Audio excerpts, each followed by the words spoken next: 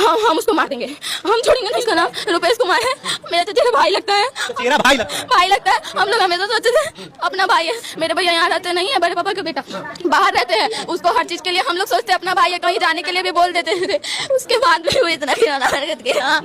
उसको राखी बांधती थी ये लोग। जब 2 साल से उसका हरकत देखा गया तब से ये लोग राखी बांधना छोड़ दी। उसको जेल नहीं करवाना है, वो जेल जाएगा फिर से छूट जाएगा। घर में आके मेरी बहन है, मेरी बहन है करता था। कम से कम राखी का लाज ही रखना चाहिए। हम उसको 2 साल से राखी नहीं बांधते, उसकी वजह से हम किसी भाई को राखी नहीं बांधते हैं। सब बहन को उल्टा सीधा बात बोलता था। हम लोग सोचते थे भाई है, जांच रहा होगा कि मेरी बहन कैसी है नहीं है। जाते जाते दीदी को मार डाला। मुझे तो बेटी थी, मुझे बेटा नहीं था। दोस्तों, बिहार के वैशाली में एक ऐसी घटना सामने आई है जो आपको मर्माहत कर देगा। ये घर जो हमारे सामने देख रहे हैं, ये संजना नाम की लड़की का घर है, जो कि अपने घर से महज कुछ किलोमीटर की दूरी पर स्थित कॉलेज जाती है। और कॉलेज से वो लड़की अचानक से गायब हो जाती है। पूरे परिवार वाले परेशान होते हैं, खोजते हैं, लेकिन लड़की का कोई अता पता नहीं चलता है।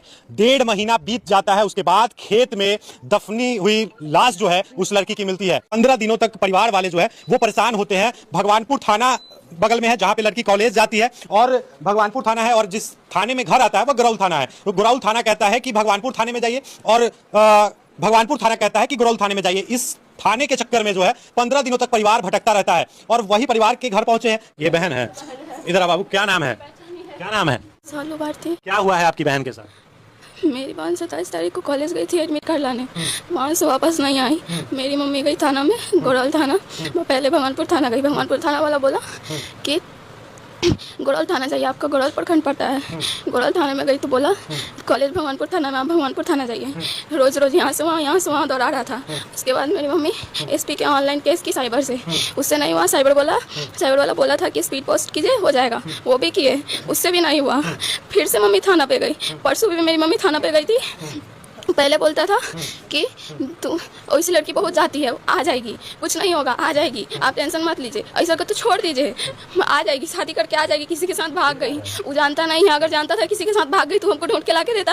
वो डायरेक्ट बोला भाग गई किसी के साथ, अब छोड़ दीजिए। कौन बोला कि भागे किसी के साथ? थाना का आदमी बोला था छोड़ दीजिए। छोड़ कैसे देगा? कोई भी गार्जियन अपने बच्चे को छोड़ देगा? 1 महीना बच्चा रहता है, उसको छोड़ता ही नहीं। मेरी मम्मी को बोला कि छोड़ दीजिए। उसके बाद यहाँ पे लाश मिला, उसमें भी हम दौड़ते गए। सब बोला ब्लैक कलर का बैग है, तो हम दौड़ते गए सब। फिर भी बोल रहा था ना तुम्हारी बहन नहीं है, जाओ, उसमें लाश ही नहीं है। वो खन ही नहीं रहा था। फिर भी हम कितना बोलने के बाद भी नहीं करना था। एक लेडीज थी, एक लड़की थी, पुलिस थी।